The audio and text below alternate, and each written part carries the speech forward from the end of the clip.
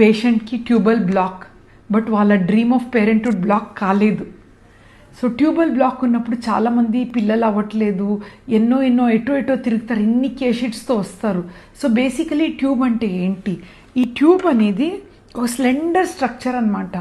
Egg and sperm ఇక్కడ ట్యూబ్స్లో కలుస్తాయి. Fertilisation అనేది ట్యూబ్స్లోనే జరుగుతుంది అనమాట.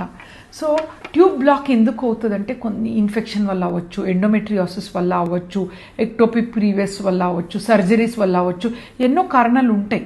దీన్ని ఎలా తెలుసుకుంటాము అంటే ట్యూబ్ బ్లాక్ ఉన్నప్పుడు యూజువల్లీ వాళ్ళ సిమ్టమ్స్ రాదు, టెస్ట్ చేస్తాం 7th day HSG are SIS అని. ఆ ట్యూబ్స్లో బ్లాక్ అని ఏర్పడతాయి.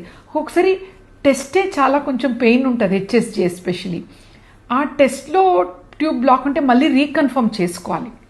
ఒక్కసారి మనకు ట్యూబ్ బ్లాక్ అని తెలిసిన తర్వాత ట్రీట్మెంట్ ఏంటి? ఫస్ట్ చిన్న ఏదైనా ఇన్ఫెక్షన్ క్లియర్ అవడం ట్యాబ్లెట్స్ ఉందా చూస్తాం. యూజువలీ క్లియర్ అవ్వదు ట్యాబ్లెట్స్తో ట్యూబల్ నిజంగా బ్లాక్ ఉంటే.